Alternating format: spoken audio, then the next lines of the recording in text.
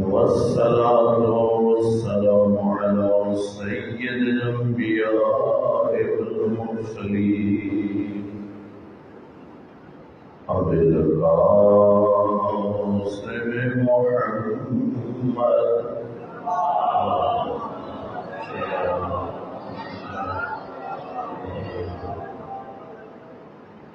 وآله الطيبين الطاهرين المعصومين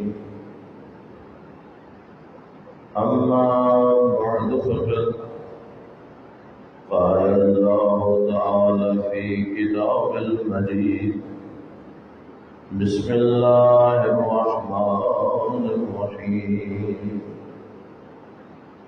فوعد الله الذين آمنوا منكم وعملوا الصالحات ليستخلفنهم في الأرض كما استخلف الذين من قبلهم وليمكنن لهم دينهم الذي ارتضى لهم وليبدلنهم من بعد خوفهم أمنا يعبدونني لا يشركون بي شيئا ومن كفر بعد ذلك فأولئك هم الفاسقون.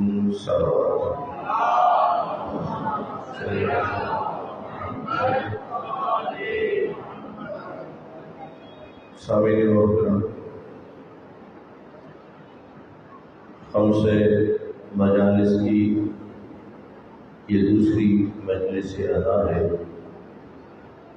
کہ جس میں عقیدہ مہدویت کے حوالے سے گفتگو ہو رہی ہے۔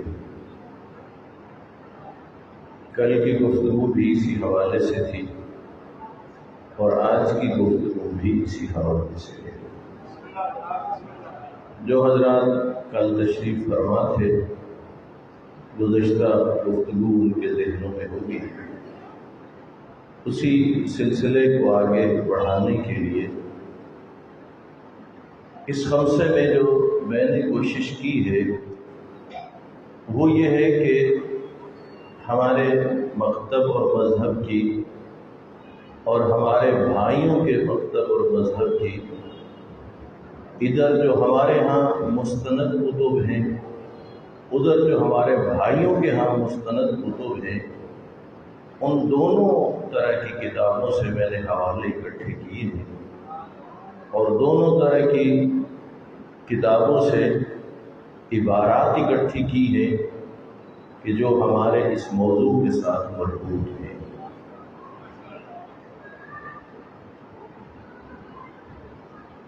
امیر المومنین حضرت امام علی ابن ابی طالب علیہ السلام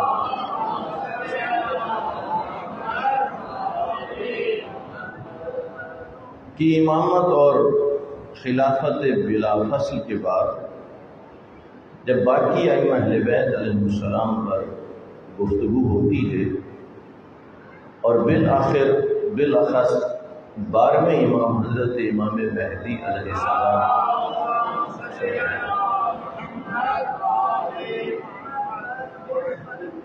اس سلسلے میں اس وقت اہل سنت اور شیعہ حضرات کی متعدد کتابیں کہ جن میں پیغمبر اکرم صلی اللہ علیہ وآلہ وسلم کے بعد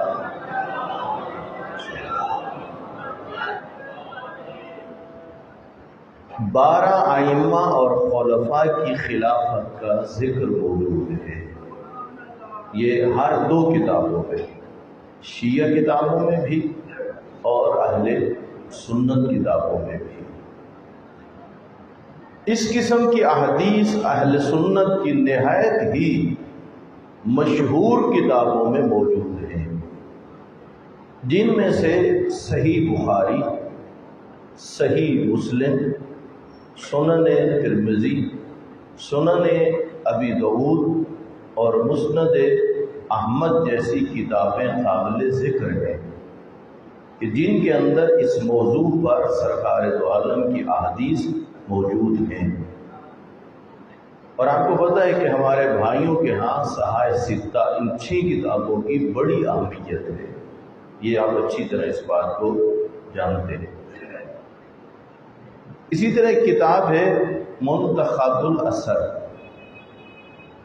271 احادیث نقل کی گئی ہے، جن میں سے بہت بڑی تعداد اہل سنت کی کتابوں سے نقل کی گئی ہے۔ مثال کے طور پر اہل سنت کے مشہور ترین کتاب صحیح بخاری میں ہے۔ جناب جابر بن سمرہ کہتے ہیں کہ میں نے حضرت صلی اللہ علیہ وآلہ وسلم کو فرماتے ہوئے سنا کہ آپ نے فرمایا یکون 12 امیراً، کہ 12 حکمران ہوں گے۔ یہ صحیح بخاری کی یہ روایت ہے، 12 حکمران۔ کہتے ہیں فقال کلمۃ، پھر آپ نے کچھ کہا جسے میں نہ سن سکا۔ یہ راوی کہہ رہے ہیں، ان کے راوی کے والد ساتھ کھڑے تھے۔ کہتے ہیں فقال ابی انہ قال کلہم من قریش، کہا میرے والد نے کہا کہ حضور سرور کائنات نے فرمایا کہ سب کے سب قریش میں سے ہوں گے۔ توجہ فرمایا، یہ حدیث کہاں سے نقل کر رہا ہوں؟ صحیح بخاری سے۔ دوسری بڑی مستند کتاب جو ہمارے بھائیوں کی ہے اس کا نام ہے صحیح مسلم۔ جناب جابر سے روایت نقل ہوئی ہے، جناب جابر کہتے ہیں کہ میں نے حضرت صلی اللہ علیہ وآلہ وسلم سے سنا کہ آپ نے فرمایا لا یزال الاسلام عزیزا الی 12 خلیفۃ، کہتے ہیں کہ میرے 12 خلیفوں اور جانشینوں تک اسلام کو ہمیشہ برتری حاصل رہے گی۔ یہ غور فرمانا ان لفظوں پر، میں خود رک کے بیان کر رہا ہوں کیونکہ اصل مقصد تو یہ ہے نا کہ معلومات میں اضافہ ہونا چاہیے۔ میرے 12 خلیفوں، یہ پاک نبی نے صحیح مسلم کی روایت ہے، میرے 12 خلیفوں اور جانشینوں تک اسلام کو ہمیشہ برتری حاصل رہے گی۔ پھر آپ نے ایسی بات کی جسے میں نہیں سمجھ سکا، اور اپنے والد سے پوچھا کہ حضور سرور کائنات نے کیا فرمایا؟ کہا میرے والد نے کہا کہ حضرت نے فرمایا کہ سب کے سب خلفاء قریش میں سے ہوں گے۔ صحیح بخاری میں بھی یہی ہے اور صحیح مسلم میں بھی یہی بات ہے۔ مسند احمد میں پیغمبر اکرم صلی اللہ علیہ وآلہ وسلم کے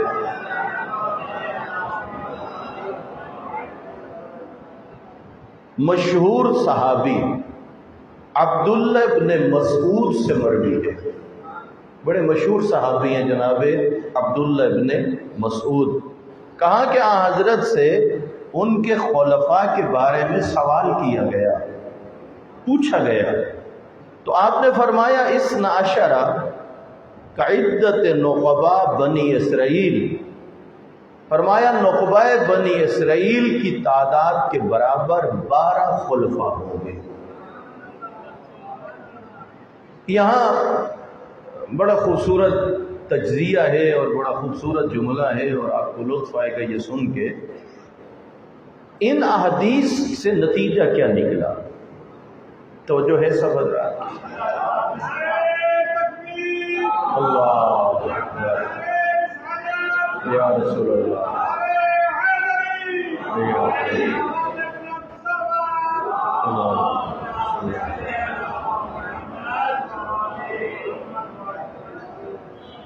ان احادیث سے جو بھائیوں کی کتب میں موجود ہیں، ان سے پہلا نتیجہ تو یہ برآمد ہوا اسلام کی عزت اور برتری کو ان کے 12 خلفاء کا مرہون قرار دیا گیا ہے۔ یہ پہلی بات یہ سامنے آئی۔ اور دوسری بات کہ قیامت تک دین کی حیات اور دین کی بقا کو ان جانشینوں کا مرہون منت بتایا گیا ہے کہ قیامت تک جو دین کیا ہوگا، باقی رہے گا۔ وہ کن کی وجہ سے باقی رہے گا؟ انہی 12 خلفاء کی وجہ سے۔ اور پھر یہ بتایا گیا کہ اور سب خلفاء کو قریش سے بتایا گیا ہے، بلکہ بعض احادیث میں بنی ہاشم سے ان کا تعارف کروایا گیا ہے کہ کسی بھی اسلامی مکتب فکر کے ساتھ مطابقت نہیں کرتی سوائے مذہب اہل بیت شیعہ اثنا عشری کے، کیونکہ ان کا مصداق صرف مذہب شیعہ میں ہی ملتا ہے۔ جبکہ یہاں پر علماء اہل سنت نے ان احادیث کی مختلف توجیہیں بھی کی ہیں، ان کی تعویلیں بھی ان کی ہیں، لیکن نہیں، آپ جدھر سے بھی سلسلہ شروع کرنا چاہیں تو جہاں بیچ میں یزید آتا ہو تو کہاں پر پھر اس عدد کو قبول کیا جا سکتا ہے؟ تو یہ عدد بنی امیہ اور بنی عباس کو ملا کے بھی دیکھیں اور پھر ان شرائط کو بھی سامنے رکھیں کہ جن کا تذکرہ احادیث میں آیا ہے کہ جن کی وجہ سے اسلام کو برتری ملے گی۔ یزید تو اسلام کا نقصان کر رہا تھا، کہاں وہ اسلام کو عزت اور برتری دلا رہا تھا۔ تو آپ جدھر سے بھی آ کے دیکھیں تو آپ اسی نتیجے پر پہنچیں گے کہ یہ پیغمبر کے 12 جانشین ہیں کہ جن کا تذکرہ اہل سنت کی کتابوں کے اندر بھی موجود ہے۔ صلوات بھیجیے محمد و آل محمد۔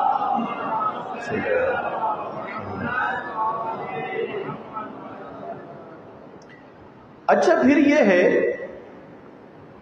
جو قابل غور بات ہے کہ حضرت صلی اللہ علیہ وآلہ وسلم کی بہت ساری روایات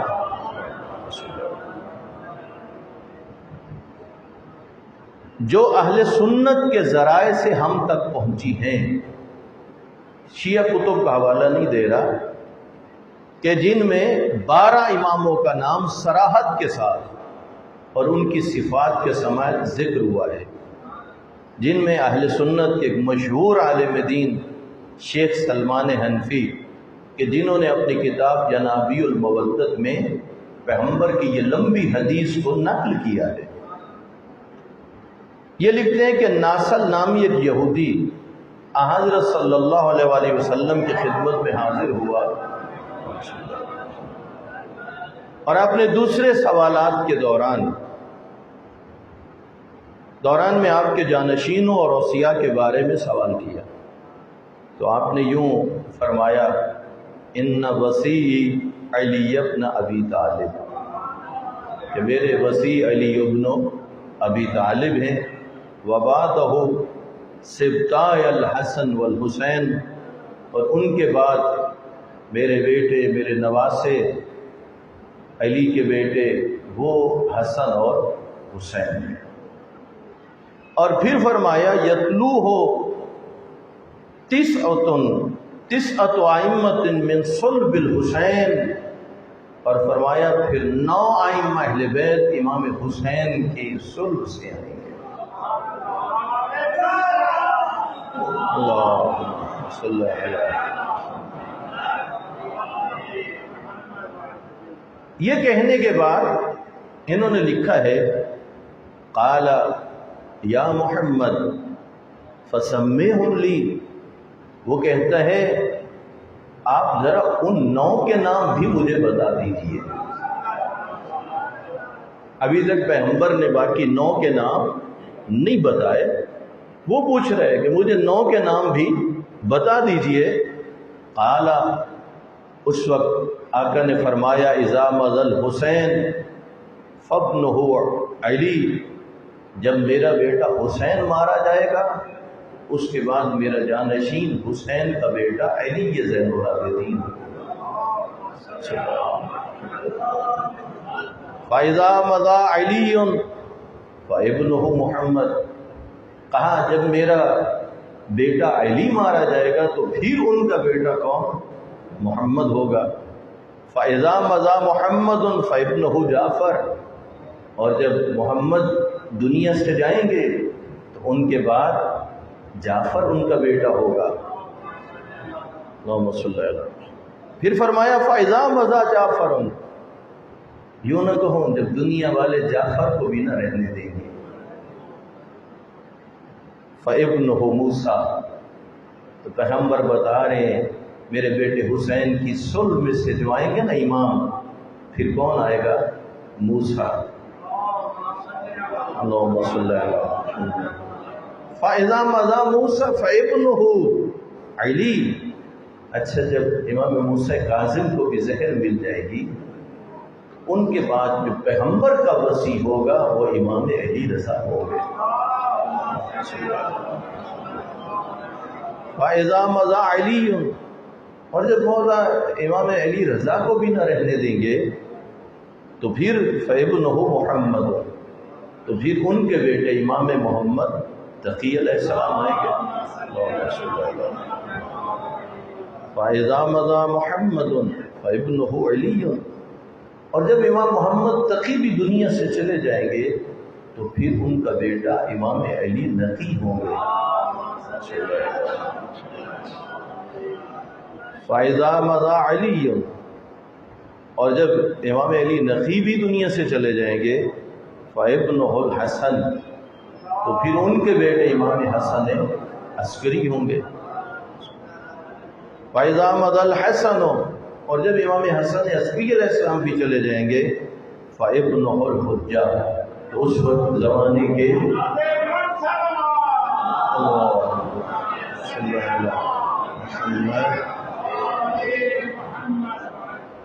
محمد المہدی فَهَؤُلَاءِ اثْنَ عَشَرَ، توجہ کرنا، پچھلی جو احادیث تھیں ان میں تھا 12 جانشین ہوں گے، یہاں پر 3 کا نام بتایا، باقی 9 کا پوچھا گیا، جب نام گن کے بتا دیے تو فرمانے لگے فَهَؤُلَاءِ اثْنَ عَشَرَ، وہ جن 12 کا میں نے تذکرہ کیا ہے وہ یہی مانا۔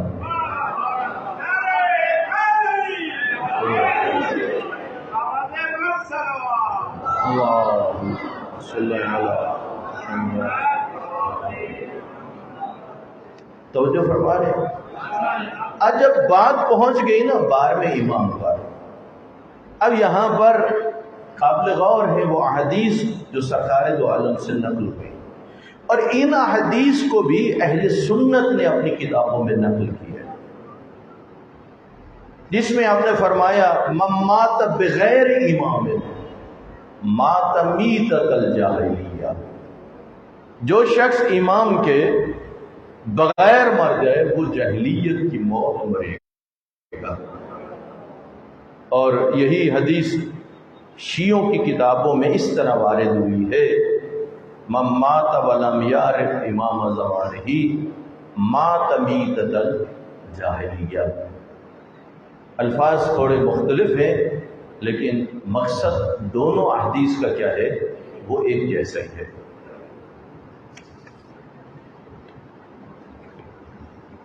اس حدیث سے بخوبی واضح ہو جاتا ہے کہ ہر دور اور زمانے میں ایک نہ ایک امام معصوم کا ہونا ضروری ہے۔ جب حکم ہے کہ جو اپنے زمانے کے امام کی معرفت کے بغیر مر جائے تو جہلیت کی موت مرتا ہے، تو معرفت تو تب لوگ حاصل کریں نا، پہلے امام بھی تو ہو۔ اس کا مطلب ہے کہ ہر زمانے میں اللہ کی طرف سے کوئی نہ کوئی امام تو ضرور ہوگا کہ جس کی معرفت لوگوں نے حاصل کرنی ہے، اور اس کی معرفت بھی ہر مسلمان پر واجب ہے۔ تو جو فرمانا یہاں ہو سکتا ہے آپ حضرات سوچیں کہ شاید اہل سنت کے ہاں یہ امام کی معرفت ضروری نہیں ہے، نہیں، ان کے ہاں بھی امام کی معرفت ضروری ہے۔ اس میں اختلاف ہے کہ ہمارے ہاں امام کون ہیں اور ان کے ہاں امام کون ہیں۔ امام کے ہونے میں، امام کے نام میں تو اختلاف ہے، لیکن ان کے ہاں بھی امام کا ہونا ضروری ہے، ہمارے ہاں بھی امام کا ہونا ضروری ہے۔ ان کے ہاں بھی امام کی معرفت ضروری ہے اور ہمارے ہاں بھی امام کی معرفت ضروری ہے۔ تو کیا امام اور پیشوا سے مراد یہ عام لوگ ہیں جیسے صاحب کتاب نے لکھا؟ کیا اس سے مراد چنگیز کو اور یزید جیسے حکام کو لیا جائے، یا اس سے مراد بڑی طاقتوں کے زیر اثر جو حکام ہوتے ہیں؟ ظاہر ہے کہ جواب نفی میں ہوگا، کیونکہ اکثر اوقات ایسے لوگ برسر اقتدار رہے ہیں کہ جن کے اندر سے قطعاً کسی قسم کی کوئی اسلام کی خوشبو نہیں ہے، بلکہ ظلم اور اس قسم کی داستانوں سے ان کی زندگیاں بھری پڑی ہے۔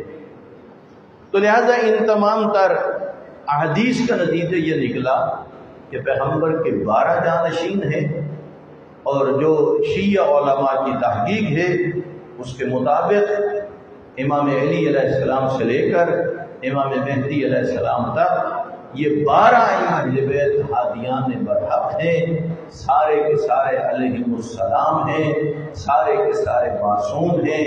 ان سب کی محبت کو بھی اللہ نے واجب قرار دیا ہے اور اللہ نے ان کی اطاعت کو بھی واجب قرار دیا۔ صلوات بھیجیے محمد و آل محمد پر۔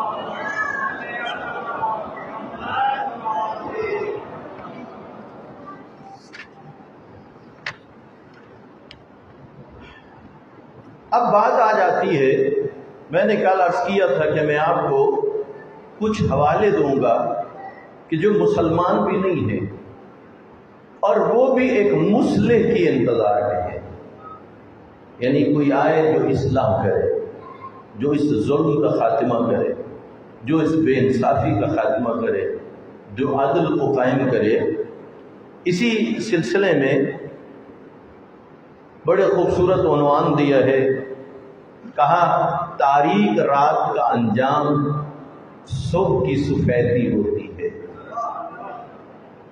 اس ظلم اور اندھیرے اور بربریت کا انجام حجت خدا کا قیام بنے گا، اور امام کی حکومت پھر روشنیاں پیدا کرے گی، عدل و انصاف کی روشنی ہوگی، مساوات کی روشنی ہوگی۔ جب ہم موجودہ حالات پر نگاہ ڈالتے ہیں اور جرائم، قتل و غارت، جنگ و جدال، لڑائی اور خون ریزی، بین الاقوامی کشمکش، اختلافات اور اخلاقی برائیوں کو دیکھتے ہیں تو ان میں روز بروز اضافہ ہوتا جا رہا ہے۔ پھر ہم اپنے آپ سے سوال کرتے ہیں، آیا حالات اسی طرح آگے بڑھتے رہیں گے اور جرائم اور فسادات میں اس قدر وسعت آ جائے گی کہ وہ جہاں بشریت کو ایک دائمی جنگ کی بھٹی میں جھونک دیں گے؟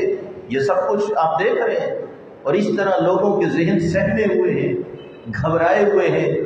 رب جانے یہ عالمی قوتیں، شیطانی طاقتیں کیا ارادہ رکھتی ہیں اور کیا کرنا چاہتی ہیں اور کیا ہونے جا رہا ہے، اور انسانیت عقائد کی گمراہی اور اخلاق کی پستی کی دلدل میں دھنس چکی اور ہمیشہ کے لیے تباہ و برباد ہو جائے گی، یا ایسا نہیں ہوگا؟ نجات اور اصلاح کی بھی کوئی امید نظر آتی ہے؟ آیا لگتا ہے کہ کوئی بہتری ہوگی، کوئی اصلاح ہوگی؟ تو اس جگہ پر 2 طرح کے نظریات ہیں، اگر آپ کا ارادہ ہو تو آپ کی خدمت میں بیان کروں۔ اللہم صلی علی محمد و آلہ۔ پہلا نظریہ یہ ہے، یہ ان لوگوں کا ہے جو ہمیشہ بدزنی کا شکار رہے اور یہ مادہ پرست ہیں۔ وہ کہتے ہیں انسانیت کا مستقبل نہایت تاریک ہے اور کشتی انسانیت روز بروز فتن و فساد کے گرداب میں پھنستی چلی جائے گی، اور ان کا نظریہ ہے کہ نجات کی کوئی امید نہیں ہے۔ یہ کون ہے؟ یہ میں آپ کو یہ بڑی تحقیقات پیش کر رہا ہوں، یہ عام باتیں نہیں ہیں، یہ بڑے لیول کی جو عالمی سطح پر ہمارے محققین علماء نے تحقیقات اکٹھی کی ہیں وہ آپ کی خدمت میں پیش کر رہا ہوں کہ مادہ پرست لوگ جو ہیں وہ نا امید ہیں اور ان کا تجزیہ یہی ہے کہ کوئی نجات کی امید نہیں ہے۔ دوسری طرف ان لوگوں کی طرف سے ہے جو کسی دین کے پیروکار ہیں، خاص طور پر مسلمان اور خصوصاً شیعان عالم، پوری دنیا میں جہاں جہاں بھی مکتب اہل بیت سے تعلق رکھنے والے لوگ موجود ہیں،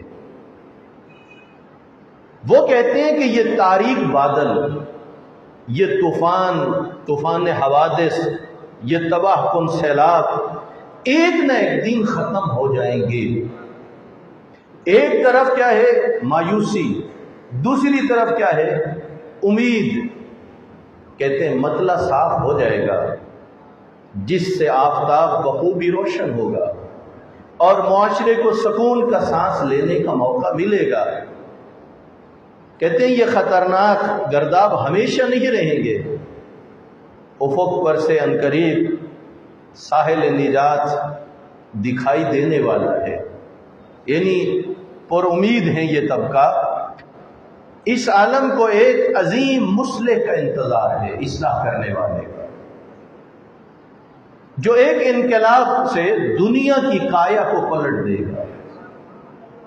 یہ ظلم، یہ بربریت، یہ ناانصافی، یہ قتل و غارت، یہ ظلم اور زیادتیاں، آپ دیکھیں نا کہ پوری دنیا میں کس طرح جو کمزور ہیں ان پر طاقتور ظلم کر رہے ہیں، ان کی عزتیں محفوظ نہیں ہیں، ناموس محفوظ نہیں ہے، کس قدر دنیا پہ ظلم ہو رہا ہے۔ اور جو ایک انقلاب ہے دنیا کی کایا کو پلٹ دے گا اور عالم انسانیت کو حق اور عدالت کی طرف لوٹا دے گا۔ البتہ مختلف ادیان کے پیروکار اس عظیم مصلح، اصلاح کرنے والے کو مختلف ناموں سے یاد کرتے ہیں، لیکن ان کا قبلہ مقصود صرف ایک ہی ذات ہے۔ جیسے ایک عرب شاعر کا یہ قول ہے، کہتا ہے عباراتنا شتیٰ وحسنک واحد وکل الی ذاک الجمال یشیر۔ کہا ہماری عبارتیں مختلف ہیں لیکن تمہارا حسن ایک ہی ہے، اور ہماری سب گفتار تمہارے ایک حسن و جمال کی طرف ہے۔ نام مختلف ہیں لیکن سارے جس مصلح کی انتظار میں ہیں وہی تو یوسف زارا ہے۔ اللہم صلی علی محمد۔ لکھتے ہیں کہ عظیم مصلح کا ظہور، یہ لفظ مصلح کا مطلب ہے اصلاح کرنے والا۔ عظیم مصلح کا ظہور یہ ایک فطری امر ہے، اس پہ غور فرمانا۔ کون سا امر ہے؟ فطری۔ باطنی الہامات جو کبھی کبھی عقل کے فیصلوں پر بھی غالب آ جاتے ہیں، نہ صرف خدا کی شناخت کے سلسلے میں رہنمائی کرتے ہیں بلکہ تمام مذہبی عقائد میں انسان کی رہنمائی کرتے ہیں۔ یہ الہامات اس مسئلے میں بھی ہماری رہنمائی کر رہے ہیں، اور اس کے لیے چند ایک علامات ہیں، جس میں پہلی علامت یہ ہے، بغیر کسی استثناء کے دنیا کے تمام لوگ مختلف صورتوں میں باہمی اختلاف رکھنے کے باوجود اس بات پر متفق ہیں کہ دنیا پر صلح و آتشی کا عمل کار فرما ہو، چاہتے ہیں لوگ، اور عدالت کا دورہ ہو، یہ لوگ چاہ رہے ہیں، چاہے کوئی مسلمان ہے یا غیر مسلم ہے، ہر کسی کی اندر سے یہ آواز ہے، خصوصاً جو ظلم کی چکی میں پس رہے ہیں، خصوصاً مسلسل جن سے ناانصافی ہو رہی ہے، چاہے کہ وہ مسلمان ہے یا غیر مسلم ہے، ہر ایک کے اندر سے یہ آواز ہے، کاش کوئی عدالت قائم ہو، کاش کوئی انصاف دینے والا ہو، کاش کوئی ہمارے حق کی آواز بلند کرنے والا ہو، کاش کوئی ہمیں ظلم کی چکی سے نکالنے والا ہو۔ یہ ہر کسی کے اندر سے یہ آواز ہے، اور وہ لوگ اس حد تک کے لکھا ہے کہ وہ اس بات کو عشق کی حد تک چاہتے ہیں۔ اللہ اکبر یا رسول اللہ۔ تو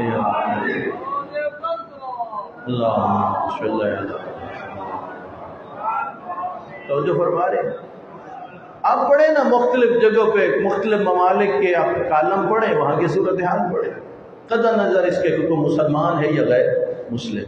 یوں تو نہیں ہے کہ یہ ناانصافیاں فقط مسلمانوں کے اندر ہو رہی ہیں، بلکہ بہت ساری جگہیں جہاں پر کیا ہو رہا ہے کہ جو طاقتور ہے وہ کمزور پہ کیا کر رہا ہے؟ ظلم کر رہا ہے۔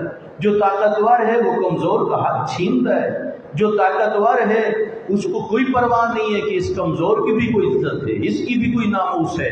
تو یوں پوری دنیا میں عدل و انصاف کی چاہت اتنی بڑھ چکی ہے، جتنا کسی سے عشق ہو، جتنی عشق کی تڑپ ہوتی ہے اتنی عدل و انصاف کی تڑپ ہے۔ تو یوں دیکھیں تو ہر ایک انتظار میں ہے، کوئی تو آئے نا جو عدالت قائم کرے، کوئی تو آئے نا جو ظالموں کا راستہ کیا کرے، وہ روکے۔ سب لوگ اس چیز کا نعرہ لگاتے ہیں، عدالت کے برقرار کرنے کے لیے اپنے تمام وجود سے اس کی کوشش کرتے ہیں، اور یہی چیز اس بات کی فطری دلیل ہے کہ صلح و عدالت کے برقرار کرنے کے لیے ایک عظیم مصلح کی ضرورت ہے۔ توجہ فرما رہے ہیں؟ حتیٰ جسے یہ بھی نہیں پتا کہ آئے گا ایک مصلح، جو جانتا بھی نہیں، جس نے آج تک سنا بھی نہیں، اس کے اندر بھی یہ آرزو موجود ہے کہ ہو کوئی ایسی ہستی کہ جو کیا کرے، اصلاح کرے۔ اور یہی چیز اس بات کی فطری دلیل ہے، کیونکہ ہر جگہ اور ہر شخص کی طرف سے اس بات کا اظہار اس کے فطری ہونے کی دلیل نہیں تو اور کیا ہے؟ ہر صحیح اور فطری عشق اس بات کی دلیل ہے کہ معشوق کا وجود خارج میں ہے، جو کہ اپنے عاشق کو اپنی طرف جذب کر رہا ہے۔ توجہ فرما رہے ہیں؟ یوں سمجھیے جو مصلح ہے وہ معشوق ہے، جو بیچارے عدل و انصاف چاہتے ہیں وہ عاشق بن کے اس مصلح معشوق کا انتظار کر رہے ہیں۔ العجل العجل العجل العجل اللہم صلی علی محمد۔ ہر صحیح اور فطری عشق اس بات کی دلیل ہے کہ معشوق کا وجود خارج میں ہے، جو کہ اپنے عاشق کو اپنی طرف جذب کر رہا ہے۔ یہ کیسے ہو سکتا ہے؟ اس جملے پہ غور کرنا، بڑا لطف آئے گا۔ یہ کیسے ہو سکتا ہے خدا بند عالم پیاس کو انسان کے وجود میں تو پیدا کر دے؟ اللہ انسان کے وجود میں کس چیز کو پیدا کر دے؟ پیاس کو۔ یہ کیسے ہو سکتا ہے کہ اللہ انسان کے وجود میں پیاس کو تو پیدا کر دے، لیکن اس پیاس کو بجھانے کے لیے خارج میں کوئی چشمہ پیدا نہ کرے؟ جب لوگوں کے اندر یہ بات اللہ نے پیدا کر دی کہ تم عدالت کی خواہش کرو، تم ظلم سے بچنے کی خواہش کرو، تم انصاف کی خواہش کرو، جب اللہ نے یہ تڑپ لوگوں کے دلوں میں پیدا کر دی اور لوگ چاہ رہے ہیں قطع نظر اس کے کہ کوئی مسلمان ہے اور غیر مسلم کہ ہو کوئی جو ہمیں انصاف دلائے، ادھر اللہ نے لوگوں کے دلوں میں انصاف طلب کرنے کی خواہش پیدا کر دی، تو یقیناً اس خواہش کو پورا کرنے کا انتظام بھی اللہ نے کر دیا ہے، اور اسی انتظام کے تو آپ اور میں منتظر ہیں۔ یہی وجہ ہے کہ ہم کہتے ہیں کہ انسان کا عدالت طلب ضمیر اور پاک فطرت آواز دے کر کہہ رہے ہیں کہ یقیناً ایک مصلح کی ضرورت ہے، اور صلح و عدل اور عدل انصاف کا دنیا پر دورہ ہوگا، اور ظلم و ستم اور خود غرضی کا خاتمہ ہو کر رہے گا، اور انسانیت ایک ملک کی صورت میں ایک پرچم تلے صدق و صفا کی زندگی بسر کرے گی۔ یہ وقت انشاءاللہ یہ آئے گا۔ دوسری علامت یہ ہے یہ بات چل رہی ہے کہ عظیم مسلح کا ظہور فطری امر ہے۔ کون سا امر ہے؟ اور جو فطری امر ہوتا ہے اس کے لیے مذہب اور دین کی ضرورت نہیں ہوتی۔ تو جو فرما رہے ہیں یہ تو ہر بحیثیت انسان کے اندر یہ چیز موجود ہے۔ دوسری علامت یہ ہے کہ تمام ادیان و مذاہب کے پیروکار ایک عظیم عالمی مسلح کی انتظار میں ہیں، اور سب کا انتظار یکساں ہے، اور تقریباً تمام ادیان نے اس بارے میں ایک فصل مختص کی ہوئی ہے، اور عالم بشریت کے زخموں کے مرہم کے لیے ایک عظیم نجات دہندے کے ظہور پر ایمان کا مسئلہ صرف مسلمانوں ہی کے ساتھ مختص نہیں ہے، بلکہ اس کے لیے ثبوت ملتے ہیں کہ جن سے ثابت ہوتا ہے کہ یہ ایک عمومی عقیدہ ہے اور قدیم الایام سے چلا آ رہا ہے، اور مشرق و مغرب کی تمام اقوام اور مذاہب اسی عقیدے کے پابند چلے آ رہے ہیں۔ البتہ مذہبی نقطہ نظر سے اسلام نے اس عقیدے پر خاص توجہ دی ہے۔ زردشتیوں کی مشہور کتاب میں لکھا ہوا ہے جنگ و جدال ہوگا، ارمن اور یزدان ان کے درمیان جنگیں ہوں گی، جنگ و جدال ہوگا۔ اس وقت کامیابی یزدان کے پیروکاروں کو ہوگی اور دوسرے تباہ و برباد ہو جائیں گے۔ یہ دنیا اپنی حقیقی سعادت کو پا لے گی اور بنی آدم نیک بختی کے تخت پر جا بیٹھیں گے۔ ان کی کتابوں میں بھی اشارے ملتے ہیں کہ یہ بھی کسی مسلح کے انتظار میں ہے۔ اس کے بعد زرتشت، ان کی کتاب میں یہ لفظ ہیں، عربوں کی سرزمین سے ایک مرد ظاہر ہوگا، باعظمت سردار ہوگا، جسیم اور مضبوط ٹانگوں والا ہوگا، اپنے جد کے دین پر اور بہت بڑا لشکر لے کر ظاہر ہوگا اور زمین کو عدل و انصاف سے بھر دے گا۔ ہندوؤں کی کتاب ویشن جوگ میں ہے کہ انجام کار یہ دنیا ایک ایسے شخص کی طرف لوٹ جائے گی جو خدا کو دوست رکھتا ہوگا، یہ ہندوؤں نے لکھا ہے، اور خدا کے خاص بندوں میں سے ہوگا۔ ہندوؤں کی ایک اور کتاب واسط میں ہے، آخری زمانے میں دنیا کا دور ایک عادل بادشاہ پر ختم ہو جائے گا، یہ ہندو لکھ رہے ہیں۔ وہ فرشتوں، پریوں اور انسانوں کا پیشوا ہوگا، صحیح معنوں میں حق اس کے ساتھ ہوگا۔ جو کچھ سمندروں، دریاؤں، زمینوں اور پہاڑوں کے اندر پوشیدہ ہوگا وہ سب کو نکال لے گا۔ مجھے اتنا بتائیے یہ سارے کام سوائے یوسف زہرا کے اور کون کرے گا؟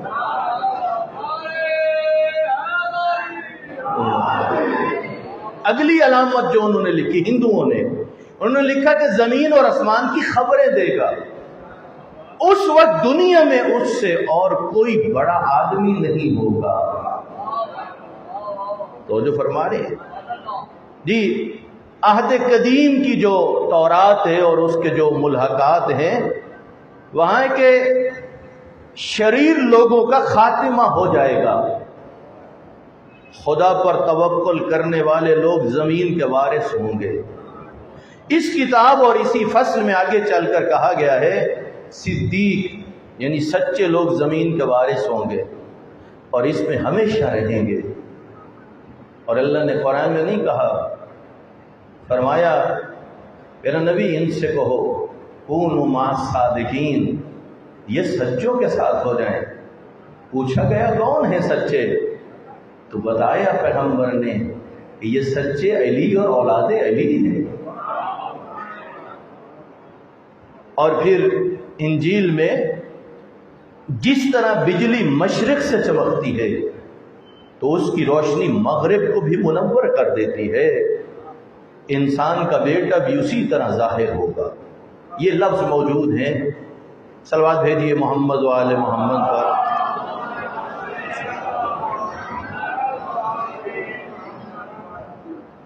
لکھا ہے اپنی کمروں کو باندھے رکھو اور اپنے چراغوں کو ہمیشہ جلائے رکھو، ایسے لوگوں کی مانند ہمیشہ چوکس رہو جو اپنے آقا کی آمد کے منتظر ہوتے ہیں، تاکہ جب بھی وہ دروازہ کھٹکھٹائے تو اس کے لیے فوراً کھول دیں۔ کتاب ہے علائم الظہور میں لکھا ہوا ہے، چینیوں کی قدیم کتابوں میں، چینی ان کی قدیم کتابوں میں، ہندوؤں کے عقائد میں، اور اسی طرح اور بہت سارے مصری اور قدیمی جو لوگ ہیں، کہ اس طرح کے دوسرے لوگوں کے درمیان ایک عالمی مسئلے کے ظہور کا عقیدہ ان کی کتابوں میں پایا جاتا ہے۔ اس کا مطلب یہ ہوا کہ امام زمان علیہ السلام کا عقیدہ مہدویت اگرچہ کھل کے بیان انہوں نے کیا جن کا تعلق مکتب اہل بیت سے ہے، ورنہ ایک مسئلے کی انتظار تو پوری دنیا کر رہی ہے۔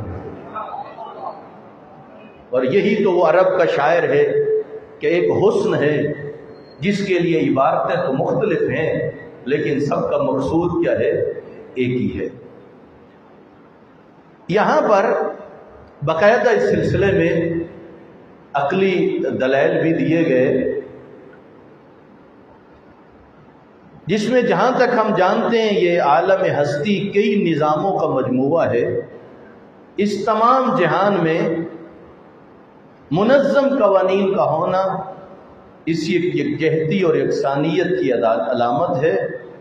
نظم و قانون اور حساب و کتاب اس جہان کے اہم ترین اور بنیادی مسائل ہیں جن پر دنیا کا نظام صحیح صورت پر چل رہا ہے۔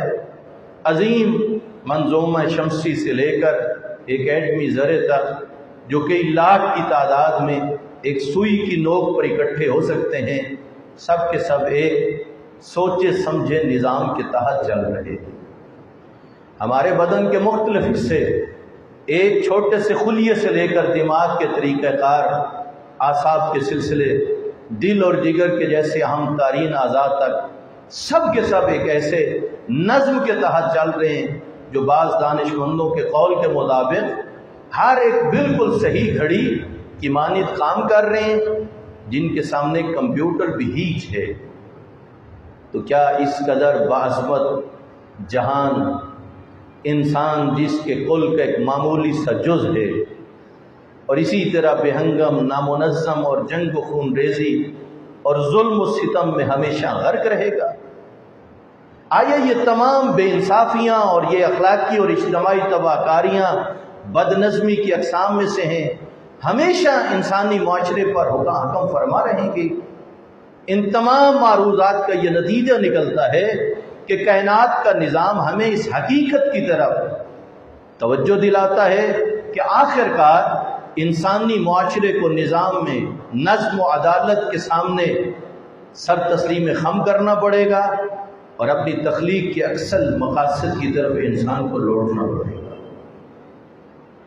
اور پھر دنیا بھر میں موجود تمام معاشرے ہمیشہ ترقی کی جانب گامزن ہیں، جو عالم بشریت کے روشن مستقبل کی ایک اور دلیل ہے، کیونکہ اس حقیقت سے کوئی شخص انکار نہیں کر سکتا کہ انسانی معاشرے نے جب سے اپنی ماہیت کو پہچانا ہے اس وقت سے ہمیشہ ترقی کی طرف گامزن ہے، اور کسی بھی دور میں اس میں ٹھہراؤ نہیں آیا۔ صلوات بھیجے محمد و آل محمد پر۔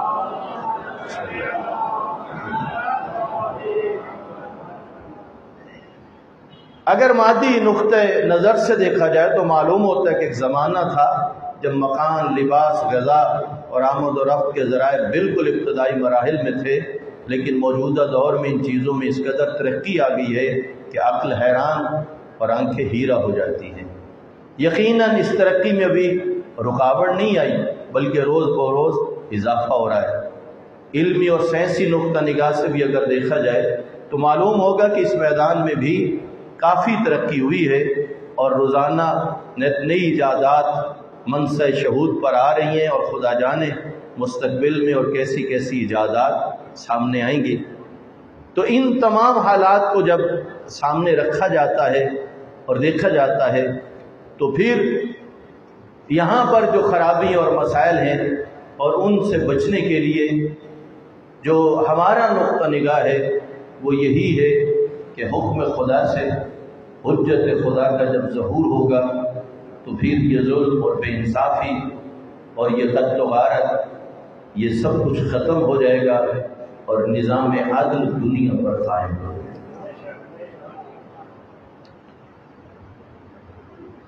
دوسرا جو حوالہ ہے گفتگو کا، وہ حوالہ ہے آیا دیکھا جائے قرآنی آیات کے اندر اور احادیث کے اندر کہ امام زمان علیہ السلام کے حوالے سے قرآن نے کس طرح سمجھا۔ اب اس بات کو آگے لے کے چلوں تو معاملہ اور طویل ہو جائے گا، تو میں گفتگو کو ذرا یہیں سمیٹنا چاہتا ہوں اور پھر کل یہاں سے گفتگو کو آپ کی خدمت میں عرض کرنا چاہتا ہوں۔ ہمارا جو یہ خمسہ چل رہا ہے یہ عقیدہ مہدویت کے حوالے سے ہے۔ میری کوشش یہ ہے کہ نئی چیزیں آپ کی خدمت میں پہنچاؤں، وہ چیزیں جو آپ بار بار سن چکے ہیں ان کا تکرار نہ ہو، ورنہ وہ چیزیں بیان کرنا بہت آسان ہے۔ آپ کے علم میں بھی اضافہ ہونا چاہیے اور پتہ چلنا چاہیے کہ عقیدہ مہدویت یہ کتنا اہم ہے۔ اس میں عقیدہ رجعت بھی ہے، اس حوالے سے بھی انشاءاللہ میں گفتگو کروں گا آپ کی خدمت میں۔ آئیے ذرا دیکھیے یہ جو ایام گزر رہے ہیں، ان ایام میں ہمارے زمانے کے امام کس قدر گریہ کر رہے ہیں۔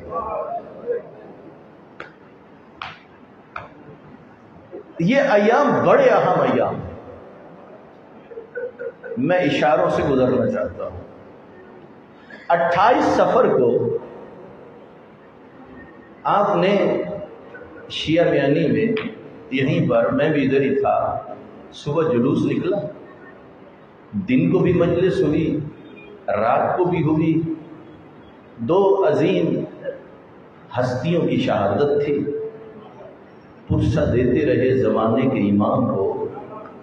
اتنا کہنا چاہتا ہوں، غور کرنا 28 صفر جس دن رسول خدا کی شہادت ہوئی، اس سے لے کے 8 ربیع الاول تک نبی کی بیٹی نے کون کون سے دعا کیا۔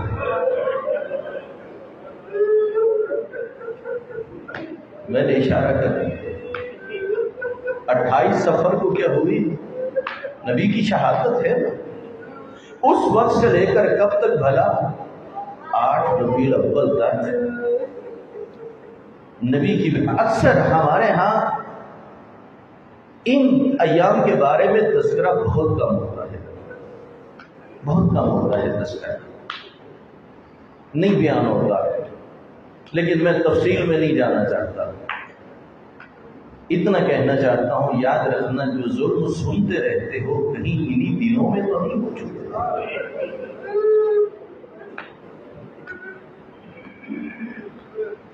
جس وقت اللہ کے رسول کا آخری وقت تھا نا، دروازے پر دق الباب ہوا، آواز یا آل نبی مجھے اجازت ہے میں اندر آ جاؤں۔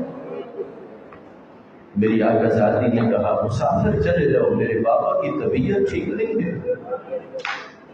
اللہ کے نبی نے فرمایا بیٹی جانتی ہو کون ہے دروازے پہ جو اجازت مانگ رہا ہے؟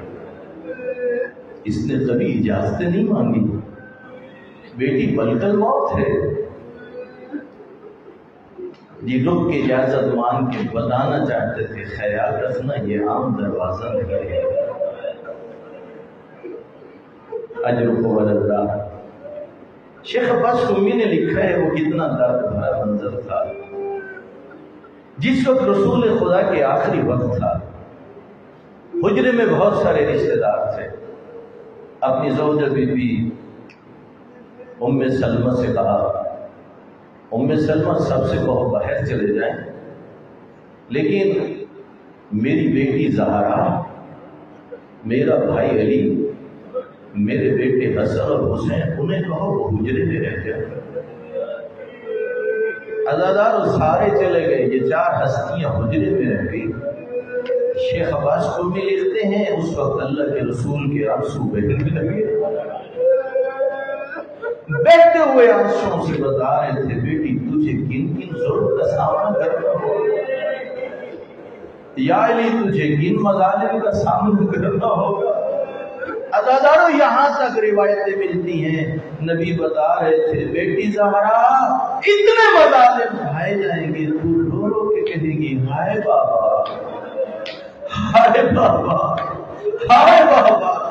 یہ منظر کچھ عجیب تھا، حسنین شریفین سے نہ رہا گیا، بڑھ کے اپنے نانا کے سینے سے لپٹ گئے اور زاروں قطار رو رہے تھے۔ اتنے میں نبی نے ایک ہاتھ میں اپنی بیٹی زہرا کا ہاتھ لیا، دوسرے ہاتھ میں امام علی کا ہاتھ لیا، دست امامت پر اپنی بیٹی کا ہاتھ رکھا۔ پرانے عزادار بیٹھے ہو، اتنا کہا یا علی یہ اللہ اور اللہ کے رسول کی امانت ہے، اجرکم اللہ، اجرکم اللہ۔ آئیے دے لیجیے پرسا، یہ بڑے غم کے ایام ہیں جن دنوں میں آپ اور میں موجود ہیں، جانتے ہو کس قدر تم بھرے ایام ہیں۔ کہہ تو سکتے تھے یا علی نبی کی امانت ہے، فرمایا یا علی یہ اللہ اور اللہ کے نبی کی امانت ہے، یا علی خیال رکھنا، یا علی خیال رکھنا۔ اے عزادار امام حسین، میں اپنی خدمت میں اتنا عرض کرتا ہوں علی مولا نے تو بڑی کوشش کی، لیکن جو امانت تھی نا کوئی ایسا ظلم ہوا، روایتیں بتاتی ہیں کنیز کے سہارے کے بغیر گھر میں چل نہیں سکتی تھی۔ گھر میں مخصوص جگہ تھی جہاں پانی کے برتن رکھے جاتے تھے۔ ایک دن کیا دیکھا امیر کائنات نے، نبی کی بیٹی اپنے بیٹوں کو اپنے ہاتھوں سے نہلا رہی تھی۔ جو مائیں بہنیں یہ مجلس سن رہی ہیں ان کے حصے کا جملہ کہتا ہوں، شیعہ میانی سے بڑے لوگ جاتے ہیں حج و زیارات کے لیے، بڑی مستورات مرد جوان، جس مومنہ عورت کے ہو نا چھوٹے چھوٹے بچے، جہاں خوشی ہوتی ہے کربلا جاؤں گی، جیسے روانگی کا وقت قریب آتا ہے دل گھبراتا ہے، رب جانے میرے بعد میرے بچوں کو کوئی نہلائے گا بھی، رب جانے میرے بچوں کو کوئی کھانا بھی کھلائے گا یا نبی کی بیٹی آتے بچوں کو اپنے ہاتھوں سے نہلا رہی تھی۔ پوچھ لیا مولا نے، کہا بنت پیغمبر آپ کے بدن میں اتنی طاقت تو نہ تھی، آپ کنیز کے سہارے کے بغیر گھر میں چل نہیں سکتی تھی، اپنے ہاتھوں سے بچوں کو کیوں نہلا رہی ہے؟ کہا یا علی میں نے رات خواب میں بابا کو دیکھا جو فرما رہے تھے زہرا تو ایک دن کی مہمان ہے۔ کہا یا علی میری کچھ وصیتیں ہیں۔ کہا بتائیے کون سی وصیتیں ہیں؟ کہا ایک یہ وصیت ہے یا علی غسل رات کے اندھیرے میں، کفن رات کے اندھیرے میں، مجھے حلود رات کے اندھیرے میں کرنا۔ اے عزاداران امام حسین، یہ بڑی مشکل گھڑی تھی، یہ بڑا مشکل وقت تھا، میں آپ کی خدمت میں کیا عرض کروں۔ آ گیا وہ وقت جب حسنین دوڑتے ہوئے آئے اور آ کے یہ کہا بابا ہماری ماں دنیا سے جا چکی ہے۔ وہ علی مولا جسے میدان بدر میں کوئی نہیں گرا سکا تھا، جسے میدان احد میں کوئی نہیں گرا سکا تھا، جسے میدان خندق میں کوئی نہیں گرا سکا تھا، لیکن شہادت خبر شہادت زہرا اس قدر علی مولا کے دل کو غمگین کر گئی۔ کبھی امیر کائنات زمین پر بیٹھتے تھے، کبھی زمین سے اٹھتے تھے۔ جب آئے ہیں نا گھر میں تو دیکھا حجرے کے درمیان میں نبی کی بیٹی اپنے اوپر ایک چادر لیے ہوئے، جب چادر ہٹائی تو تکیے کے ساتھ وہاں پر ایک نقطہ لکھا ہوا تھا جس پہ لکھا ہوا تھا یا علی اللہ نے مجھے آپ کے آخر میں دیا، میں نے آپ کے ساتھ زندگی گزاری، اور پھر ان وصیتوں کا بھی تذکرہ تھا۔ رب جانے وہ منظر کتنا عجیب تھا جب امام حسین ماؤں کے قدموں کو چومتے تھے اور روتے تھے، امام حسن سر کی زہر گریا کر رہے تھے، اور اس سے مشکل وہ گھڑی تھی جب بی بی کو اس بھی مل گیا، جب بیوی کو کفن بھی مل گیا۔ ہمارے ہاں بھی یہ ہوتا ہے، جب گھر سے کسی کا جنازہ اٹھ رہا ہوگا تو قریبی رشتہ داروں کو، اولاد کو بلایا جاتا ہے۔ آج بھی اگر کسی سیدزادی کا گھر سے جنازہ اٹھے تو پھر سید بزرگ اس سیدزادی کے بچوں کو بلاتے ہیں، اور ماں سے مل لو، لیکن عام مستور نہیں ہے، عام سیدزادی نہیں ہے، سیدہ نساء العالمین ہے۔ بیوی کا جنازہ ہے، بلانے والا عام سیدزادہ نہیں ہے، سید نبی، سید خیرات ہے، امیر المومنین ہے۔ امیر المومنین کہنے لگے، میرے مولا علی جو سید السادات ہے، کہنے لگے، او میرے بیٹے حسن و حسین، آؤ میری بیٹی اپنی ماں سے مل لو، آؤ اپنی ملاقات کر لو۔ جب بچے آگے چلے، روایت سے کچھ سمجھاتی ہے، وہ جو کربلا کا غریب تھا، اس پر مولا کہتی ہیں، میں نے کیا دیکھا، بنت پیغمبر کے کفن کے بند ہو ہاتھ باندھے آئے، آؤ میرا کربلا کا غریب۔ امام حسین وہاں سے لپٹ گئے، بعض روایتیں بتاتی ہیں امام حسن بھی وہاں سے لپٹ گئے۔ اس وقت ملائکہ نے تصویر چھوڑ دی، آواز آئی، اے ابو الحسن ان بچوں کو ماں سے جدا کر۔ اے عزادارو، ذرا جملہ سننا، وہ وقت کتنا عجیب تھا، وہ کتنا مشکل تھا وقت، کہ جس وقت مولا کائنات لے کے چلے بنت پیغمبر کا جنازہ۔ شیخ عباس قمی نے لکھا ہے، اس مشکل گھڑی میں جب نبی کی بیٹی کو قبر میں اتارنا تھا، اس مشکل گھڑی میں ایک رخ کیا رسول اللہ کی طرف، کہا السلام علیکہ یا رسول اللہ، اے اللہ کے رسول میرا سلام ہو۔ شاید کہنا چاہتی ہوں، اے اللہ کے رسول امانت لوٹانے کے لیے آیا۔ شیخ عباس قمی لکھتے ہیں، اس قبر سے دو ہاتھ باہر آئے جو پیغمبر کے ہاتھوں کی طرح۔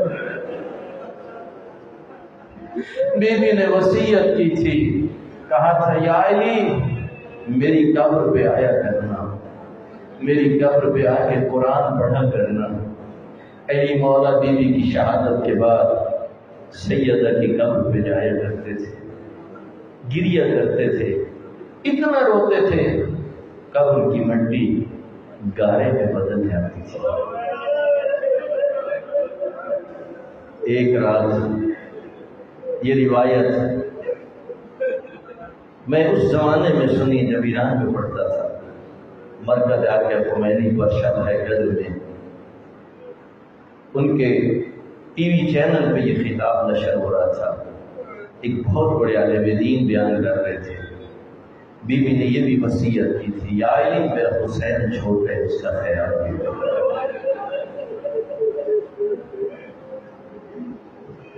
وہ جو جانتے تھے نا ہر شب، ایک شب کو کیا ہوا، قبر زہرا سے آواز آئی، یا علی گھر لوٹ جاؤ، میرا حسین بھی آ سکتا ہے۔ اجرہ اللہ، آخری جملہ کہتا ہوں عزادارو، اور فرصت دے دیجیے یوسف زہرا کو، صاحب حضرت زمانے کا امام ہے، یہ دکھ یاد کر کے روتا ہے زمانے کا امام۔